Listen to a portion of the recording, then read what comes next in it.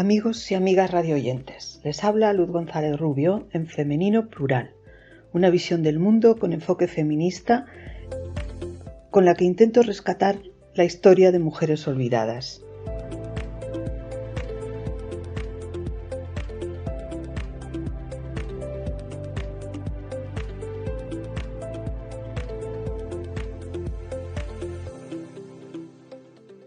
Hoy en el programa vamos a hablar de la tercera hija del príncipe don Juan Manuel, doña Juana Manuel de Villena, señora de Escalona, Peñafiel y Vizcaya.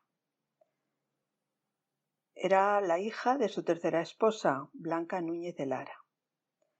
Con esta hija se cumplieron las ambiciones reales de su padre, que no era infante, como dicen algunos escritos, sino solamente príncipe. El infante era su padre, don Manuel, por ser hijo del rey Fernando III el Santo y hermano, por tanto, de Alfonso X, el Sabio, que fue el heredero a la corona. La gloria de don Juan Manuel es la de sus libros. Fue el escritor más importante de la prosa castellana del siglo XIV, pero no pudo ver colmada su ambición de entroncar con la línea hereditaria de la realeza. Solo después de muerto se lograría colmar esta ambición, a través del matrimonio de esta hija, Juana Manuel, con Enrique de Trastámara, el hijo bastardo Alfonso XI, que sucedió en el trono a su hermano Pedro después de haberlo asesinado en Montiel. De Juana hay documentos firmados, pero ninguna biografía. También hay un retrato suyo en el Museo del Prado. Se trata de la Virgen de Tobet, un retablo para la iglesia de este pueblo de Zaragoza, pintado por Jaume Serra. En él aparece junto a su familia como donante. Las cuatro figuras del cuadro, madre, padre, hijo e hija, están de rodillas, con las manos juntas, implorando a Dios, y al mismo tiempo miran al espectador. Entonces, los hijos de doña Juana, que aparecen junto a ella, eran muy pequeños y ella era una madre muy joven, tendría unos 20 años. Tenemos otro retrato, este de cuerpo entero, en posición yacente, el de su sarcófago en la capilla de los Reyes Nuevos de la Catedral de Toledo, junto al de Enrique II, su marido. Después tendrían otra hija con el mismo nombre, Juana, que murió siendo niña, con 7 años. Ella tendría 36. Ella murió bastante longeva, 6 años después de haber fallecido su marido. En Salamanca, que es donde falleció, se sitúa el relato en el que ya anciana recuerda su vida.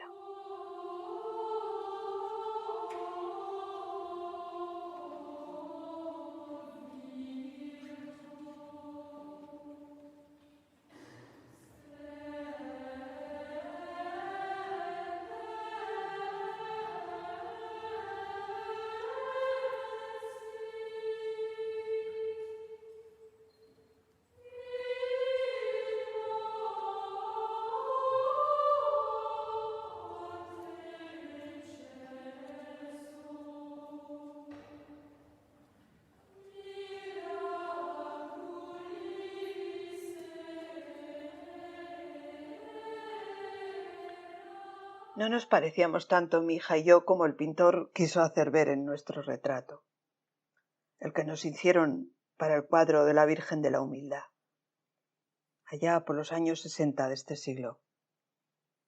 La Virgen sostiene al niño en brazos y nosotros, mi familia y yo, a sus pies, las mujeres a un lado y los hombres al otro.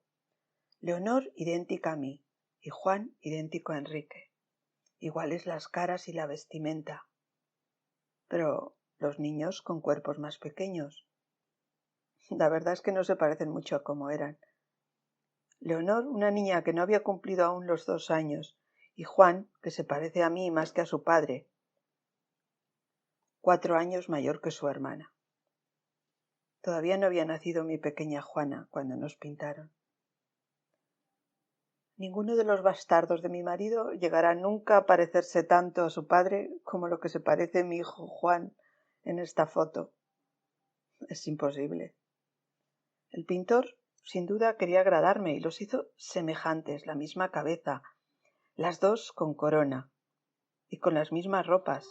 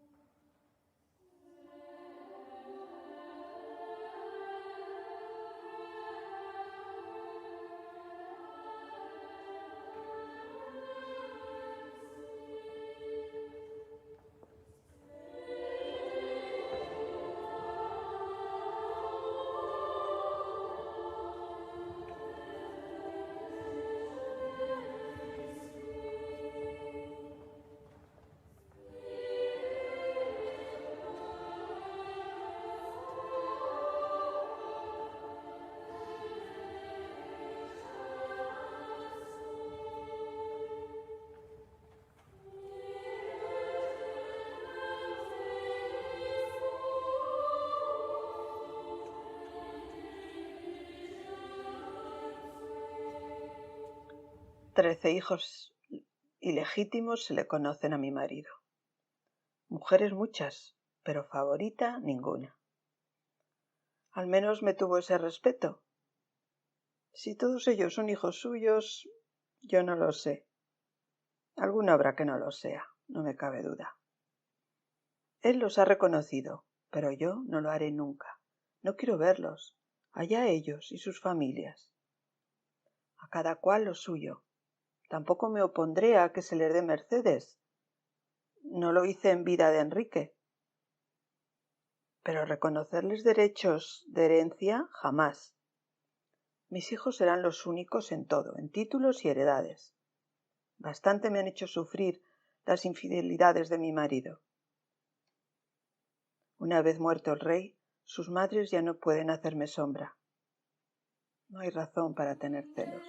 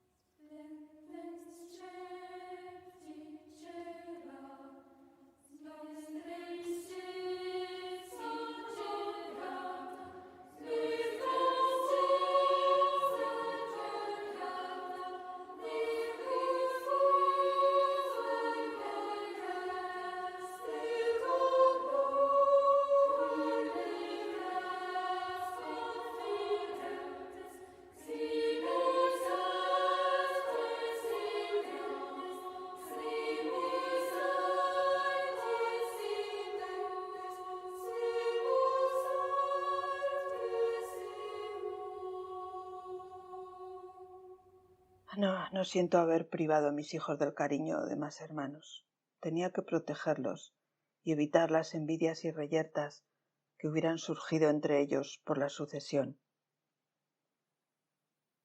No más fratricidios en la familia. Con uno ya hubo bastante. Creo que obré con acierto. Sé que algunos hermanastros se acercan a mis hijos en busca de favores y que son compensados con bienes y afecto. Está bien que así sea. Ha pasado el tiempo y el peligro. Sé lo que es tener una medio hermana y no poder abrazarla nunca. Cuánto más felices hubiéramos sido de poder estar juntas. Dicen que me parezco a ella más que a mi madre. A veces, en las ceremonias, me ponía las ropas con las que aparece ella en los retratos. Joyas que mi padre pidió que se hicieran iguales a las de Constanza para regalárselas a mi madre. Siempre la he envidiado. Mi padre nunca me ha querido como la quiso a ella. Tampoco quiso a mi madre tanto como a la suya. El amor, como la fogosidad, se pierde con los años, y mi padre llegó al lecho de mi madre casi anciano. Tenía 47 años cuando se celebró la boda, y ya se había casado antes 2 veces. Sus 2 esposas anteriores murieron muy jóvenes. También mi madre, con solo 36 años. Temía la soledad de cuando se quedara viuda, y ya ves, No hubo lugar. El que se quedó solo de nuevo fue mi padre. Tuvo el cariño de otras mujeres, sin duda, pero creo que el verdadero consuelo fueron sus escritos. Siempre lo recuerdo sentado a su mesa, escribiendo en su libro o en una carta para mi hermanastra. Se siguieron escribiendo toda la vida. A mí, en cambio, son contadas las ocasiones. No llega a los dedos de una mano las cartas que tengo suyas. Cuando murió en Córdoba por la peste lo hizo solo, sin nadie de la familia a su lado. De poder hacerlo, me hubiera arriesgado a ir yo a estar con él, pero supe de su fallecimiento cuando sus hombres me trajeron el ajuar de su tienda. Hurgué entre sus ropas, libros y papeles en busca de alguna evidencia de su cariño hacia mí. Solo pude encontrar muestras de su amor por mi hermano, Fernando, su heredero, y por otros hijos varones que tenía en secreto. Entonces descubrí que existía una tal Inés de Castañeda, que le había dado 2 hijos. Sancho, que había nacido en 1320, 13 años antes que yo, y mayor también que mi hermana Constanza, y otro bastardo, Enrique. A los 2 les dejó tierras y títulos. Mi hermano Fernando también lo sabía, incluso había llegado a conocerlos personalmente. También Constanza, que se llevó a este último en su séquito a Portugal. ¿Por qué ellos lo sabían y yo no? Me consideraba niña para unas cosas y para otras no. No para mi matrimonio.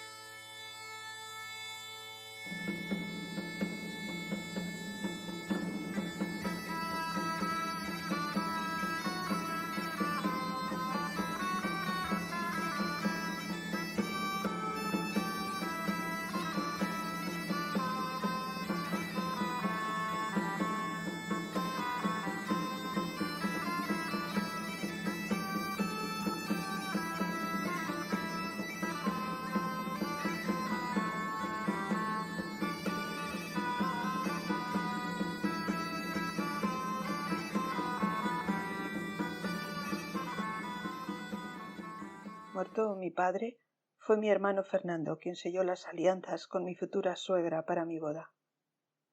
O eso creo yo, que fue él. Podía haberle impedido o haberse negado a dar su consentimiento. A una niña de 12 años se la puede manejar fácilmente, y permitió que me manejara doña Leonor de Guzmán, la favorita del rey Alfonso.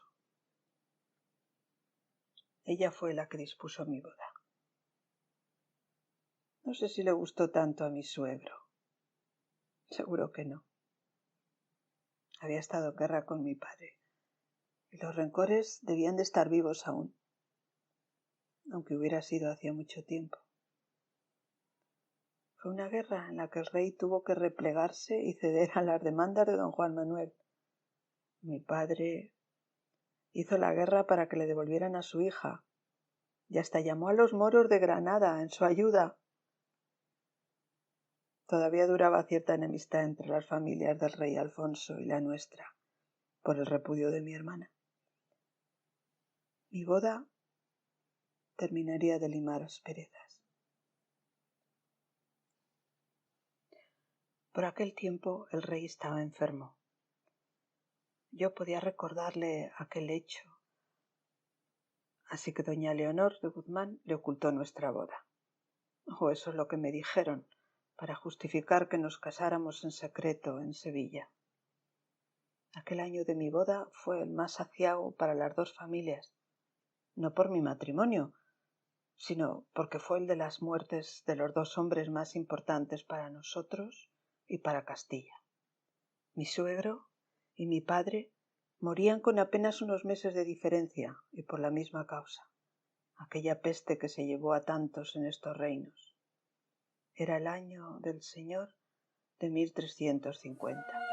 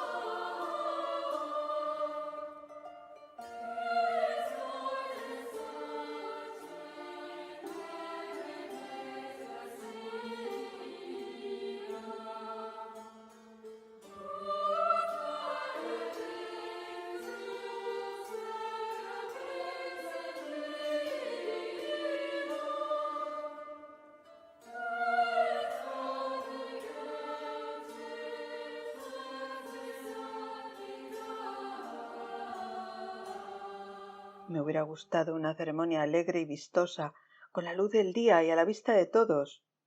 Y lo hicimos de madrugada, con las naves de la catedral vacías y las calles desiertas a esas horas. Las campanas tocaron como si fuera para una misa ordinaria. Me había puesto mi mejor traje de brocado y flores bordadas con hilos de plata y oro. Alguien trajo una ramita de jazmín que todavía estaba cerrado y me lo colocó con un alfiler en el velo. Fue mucho más tarde, cuando ya estábamos en los aposentos reales, que abrieron los capullos y se inundó la alcoba de su olor. Recuerdo ese detalle como lo más bonito de la boda. Mi padre no asistió, ni mi suegro el rey tampoco. No entendía entonces por qué. La muerte rondaba por el aire y no sabía que la teníamos tan cerca. Fue cosa de mujeres mi boda. Todas las de la familia vinieron, y las criadas, las amigas de mi suegra. Me miraban con curiosidad y felicitaban a doña Leonor por el enlace en vez de felicitarme a mí. Yo apenas las conocía. Entonces no pensaba en cosas tristes.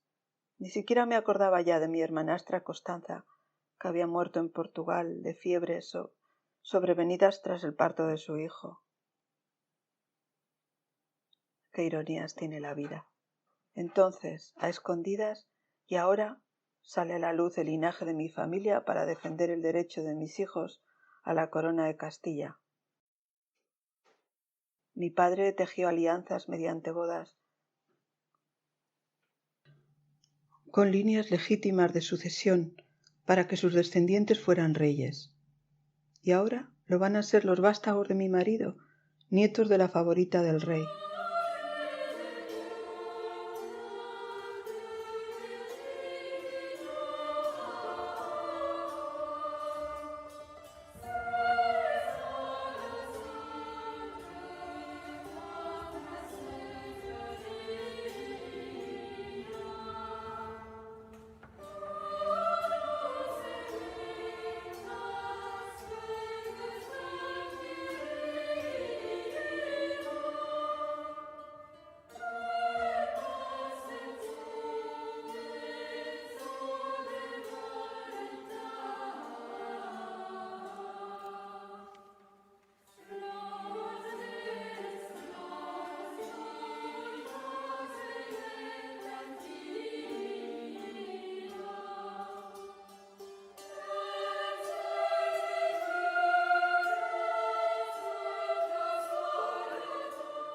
Era muy joven y me gustaban las historias de amor de los trovadores, como a todas las damas de la corte. De haber vivido mi madre puede que hubiera sido distinto. Sin ella yo no encontraba más arrimo que las monjas que me educaban, las damas de la nobleza que visitaban el convento, mis iguales, Me envidiaban por tener al hijo favorito del rey por cortejante, aunque fuera un bastardo, y me dejé cortejar. Hasta vi en doña Leonor de Guzmán una madre. A tal punto llegó mi engaño. Ella solo quería la corona para su hijo, y casarlo conmigo le convenía para sus fines. Entonces yo no sabía nada de intereses ni alianzas de familia. Al contrario, me parecía que estaba desobedeciendo las reglas, casándome con quien me amaba y a quien yo amaba. Solo la familia de Enrique nos apoyaba. Solo ellos asistieron al enlace. Lo único que oscurecía mi felicidad era la culpa por no haber hecho una boda como mis hermanas, a la luz del día, con el beneplácito de todos. Qué tonta era. No había sido una boda real como las de Constanza. Pero me aseguraron que mi padre aceptaría los hechos consumados. Ya debía estar enfermo por entonces. Puede que también él interviniese en asegurarme un marido. Nunca lo he sabido. Don Juan Manuel no me escribía cartas como hiciera con sus otros hijos. La boda me subía de categoría a mis ojos y a los ojos de la gente que me rodeaba por esos años. Al comienzo de mi matrimonio fui muy feliz. Amaba y me sentía amada. Luego vendrían las infidelidades de mi marido, pero vinieron los hijos y paliaron mi dolor. Yo era la esposa y mis hijos los legítimos. Hasta doña Leonor, la abuela, me lo recordaba, haciéndose violencia ella misma, pues su historia demostraba que muchas veces los hijos habidos fuera del matrimonio, como los suyos, ganan en afectos en el corazón del padre. ¿Acaso mi suegro don Alfonso no había querido más a los hijos habidos con ella que a los que tuvo con doña María?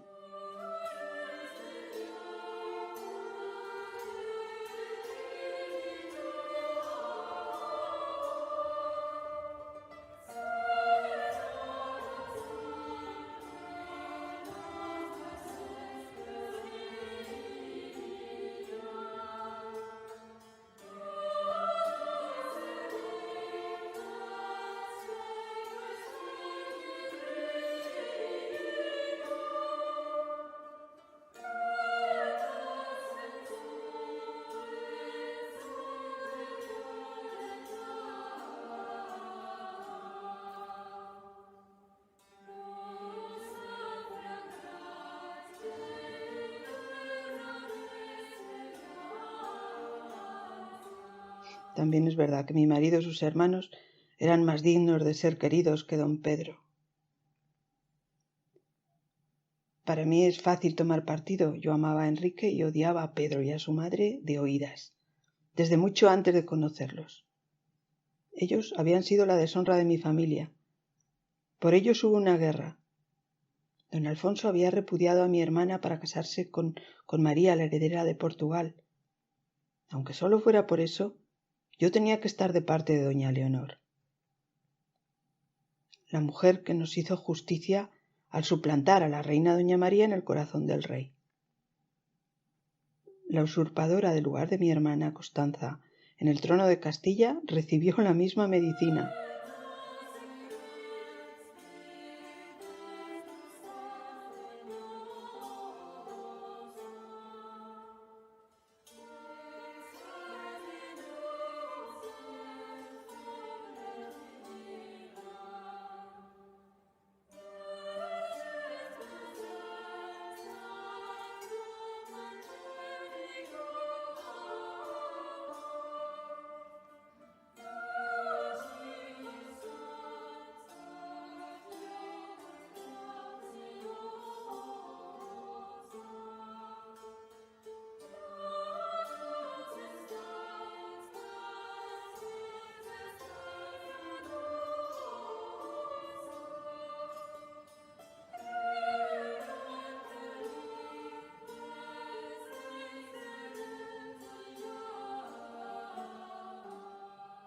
Doña Leonor me fue muy cercana al principio, cuando la conocí. Me trató con cariño. Me llamó hija antes de que se hablara de boda. Realmente la vi como a una madre durante algún tiempo. empezaron a enemistarnos las disculpas que hacía de las infidelidades de su hijo. Es la naturaleza del hombre, hija. Aunque lo fuera, me costó mucho resignarme. Acudí a Dios, el único en que podía confiar ya.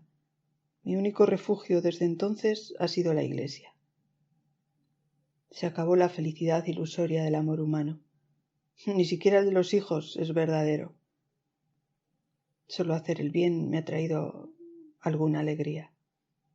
He cumplido con mis obligaciones de reina y esposa sin pena ni gloria. Las satisfacciones las he encontrado en ayudar a los necesitados. La mayor recompensa, el título que ellos me han dado, madre de los pobres. Cuando mi esposo tuvo que huir a Asturias, perseguido por los hombres de su hermanastro Pedro, recién ascendido al trono, lo acompañé al destierro hasta las tierras de Francia. Allí vivimos algún tiempo, en Aviñón. Y cuando asaltaron Gijón, allí me quedé, al frente de nuestra gente, mientras Enrique se escondía en las montañas. Siempre estuve al lado de mi marido. Siempre fui su apoyo. No entendía la política ni paraba en razones de unos y otros. Lo único que me importaba era defenderlo.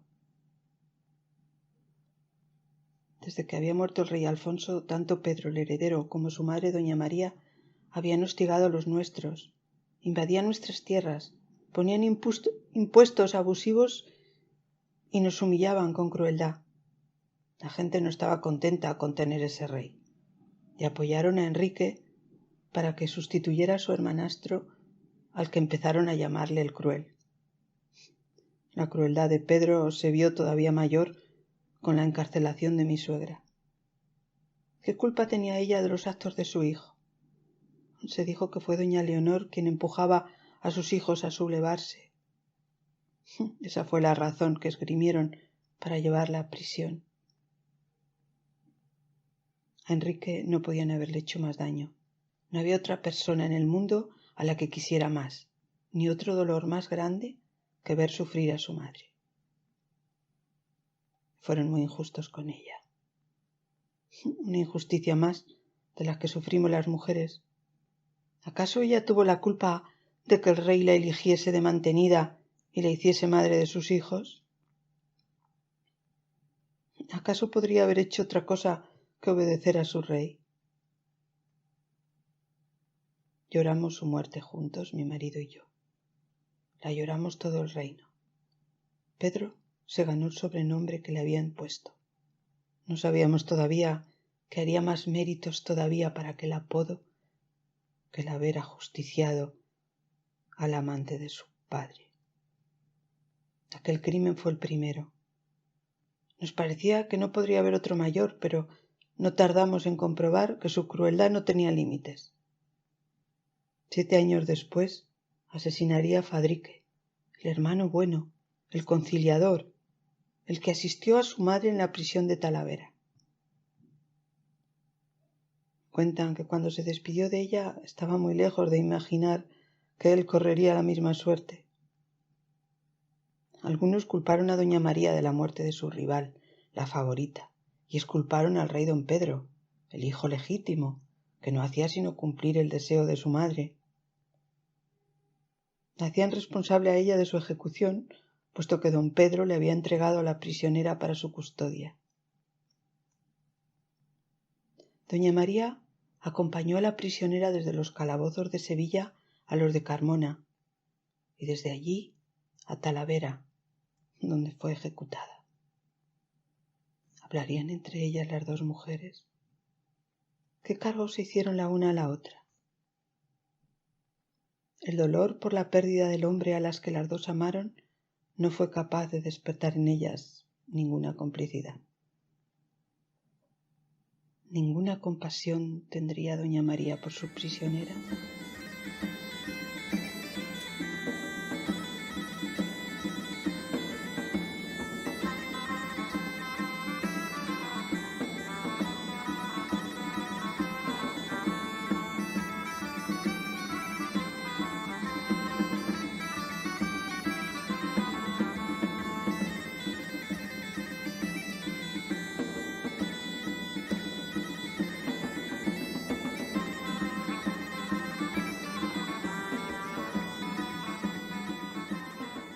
Señor me libre de vivir una situación semejante. No quiero ni oír hablar de las favoritas de Enrique. Sé que las tiene y que también él, como su padre hiciera con los hijos habidos con su madre, que fueron más de 10, les otorgaba muchas mercedes. Enrique el de las Mercedes lo llamaban. También se ha ganado bien el apelativo. Lo sufro, pero me aguanto. Una piedra más en mi calvario. Nuestro Señor Jesucristo soportó más con la cruz a cuestas. Todos llevamos nuestra cruz en esta vida, pero también podemos aprender a soportarla apoyándonos en Él, que nos dijo: amaos los unos a los otros como yo os he amado. Pero no quiero a los bastardos de Enrique. Comprendo que no tienen la culpa de su cuna y que merecen que su padre les haya dado medios con que vivir. A los míos no les va a faltar. Pero no quiero verlos. No quiero saber ni sus nombres, ni quiénes fueron sus madres. No quiero saber nada de ellos. Doña Leonor sí los conocía. Seguramente también los querría, como nietos suyos. Pero nunca me habló de estas cosas. Era muy prudente. También sufrió. Hizo por sus hijos lo que toda madre, mirar por ellos. Y todos le correspondieron.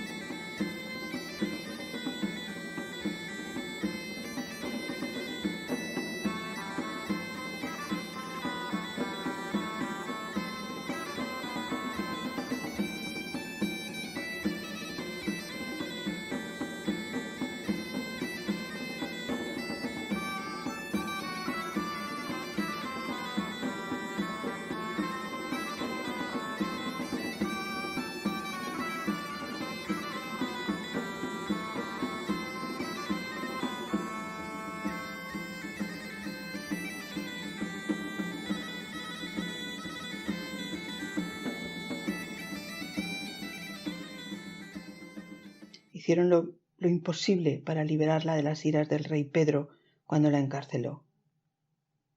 Enrique estaba huido y no podía hacer nada.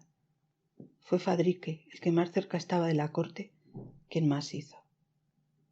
Fue a Talavera a interceder por ella. Pero ni su autoridad de maestre de Santiago, ni sus ruegos de afligido hijo enternecieron al hermanastro. Al menos mi suegra tuvo ocasión de despedirse de su hijo. Esa fue la única merced que obtuvo don Fadrique del que fuera su hermanastro. El cielo fue más clemente con ella de lo que fueron los hombres. Dios le evitó el dolor de ver cómo asesinaban a sus hijos, porque primero fue Fadrique, el bueno de Fadrique, que en un principio había sido aliado de Pedro y consejero de la corte. Aquel crimen fue en el año de 1358. No tardaría mucho en asesinar también a Juan Alfonso, el séptimo de los hijos habidos de su padre con Leonor. Y al poco, en ese mismo año, el último de los hijos, el más pequeño, que se llamaba Pedro como su asesino, con solo 14 años. Esa era la manera de mantener la corona sobre su cabeza. Dios nuestro Señor nos manda amar a nuestros enemigos y yo no puedo hacerlo. No puedo ni siquiera perdonarlos. No perdono esas muertes, ni tampoco la de mi hermano. Dicen que fue una muerte natural, pero no hay quien se lo crea. Demasiadas casualidades. Tampoco Enrique perdonó. Es verdad que tuvo que ver con la muerte de su hermanastro Pedro, pero ¿acaso no fue justicia matar al asesino de su madre? Digo, en la justicia de los hombres. En la de Dios no se justifica ninguna muerte, ni yo tampoco la justifico. Bueno, esta ni otras. Estuve del lado de mi marido como me correspondía como esposa, antes de que fuera rey, y luego también lo estuve como reina consorte. Como tal, sufrí persecución y fui hecha prisionera aquel año de 1356, cuando Enrique huyó a Francia. Temí por mi vida. No sé si intervino o no doña María para que no me mataran. El caso es que me mantuvieron viva y que Pedro Carrillo pudo sacarme de la cárcel y llevarme a tierras de Aragón. Estando allí me enteré de la ejecución de Fadrique. Puede que, al no poder matarme a mí, la venganza fuera contra él. Aquel crimen me unió más a la familia de mi marido. Sentí las muertes de sus miembros como si fueran la de mis propios hermanos. Ya no estaba Leonor de Guzmán para llorar sus muertes. Quedaba yo para hacerlo. Y mi cuñada Juana, la única hembra de sus 10 hijos. Hubo triunfos y derrotas, y estuve al lado de mi esposo para lo bueno y para lo malo. Estuve con él en la derrota cuando la batalla de Nájera, que ganó Pedro y que obligó a Enrique a huir a Francia. Me quedé en Zaragoza sin poder entrar en Castilla hasta su vuelta. También me tuvo con él cuando volvió después de 2 años y le ganó a su hermano en Montiel, el 14 de marzo de 1369, fecha que todos recordarán. Y con él reiné esos 10 años hasta su muerte. Ocurrió en 1379. Cuando, aquejado de tercianas allá por los años 71, no se tenía en su silla de montar en el cerco de Zamora, ocupé yo su puesto al frente de las tropas. Estuvo tan grave que perdió el conocimiento. Mientras estuvo en su lecho de enfermo, yo era la reina. Tenía que tomar las decisiones en esa guerra contra los que no reconocían la legitimidad de Enrique en el trono. Se negaban a entregar la ciudad de Zamora. Y no vacilé en tomarla, aunque para ello usé de la crueldad que me había horrorizado en otros tiempos y que me sigue horrorizando hoy. Mandé matar a los hijos del capitán que estaba al frente de la resistencia, el zamorano Alfonso López de Tejada. Nunca olvidaré su nombre. Un crimen que he tratado de expiar con obras de caridad durante toda mi vida, del que no me siento perdonada en mi conciencia, aunque lo hayan hecho mis confesores.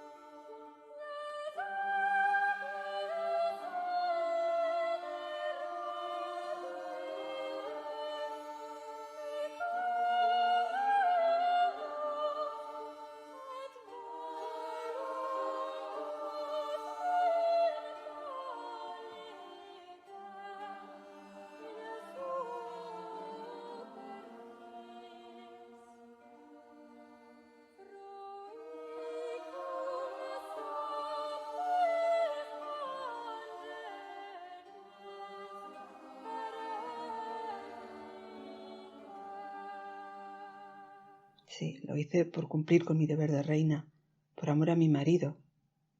Es lo que hubiera hecho él. Se creían que por ser una mujer quien estaba al mando iban a vencer a nuestras tropas. Tuve que actuar con firmeza para imponer nuestra causa. Oí hablar a nuestros hombres en el campamento. Lamentaban que no se tomara medidas más drásticas con las que se acortaría la batalla y se evitarían muertes de los 2 bandos. Y las tomé. Le ofrecí a mi marido la victoria y la celebramos juntos. Fue el mejor regalo que pude hacerle. Quedaba asegurado su reinado. me lo compensó con su agradecimiento y con su amor. He sido feliz con Enrique. Tuvimos lechos separados, es verdad, durante mucho tiempo, pero compartiremos el de la muerte. Hay un sarcófago vacío en la Catedral de Toledo. Junto a su estatua yacente está esperando mi cadáver. He mandado hacer mi escultura para que la pongan encima, a su lado, como estuvimos en vida, más cerca aún, y por toda la eternidad. Esa será la manera de honrar a mi Padre y cumplir con el cuarto mandamiento, porque a mí poco se me da la honra mundana. Solo la obediencia filial me llena de satisfacción, más que la gloria y la fama de ser reina. Lo seré hasta que el Señor quiera llevarme. La ambición de mi padre se ha cumplido en la menor de sus hijas, la más indigna de merecerlo. Gracias a mi hijo, al que puse su nombre, heredero de su padre a la corona, don Juan Manuel ha obtenido la gloria que más ambicionaba: ser el abuelo del rey de Castilla.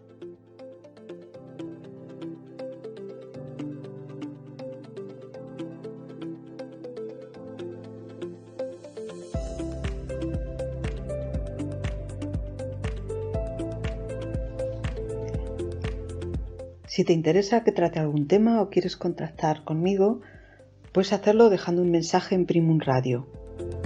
Algunas de estas historias están recogidas en mis libros que puedes adquirir en cualquier librería o a través de internet.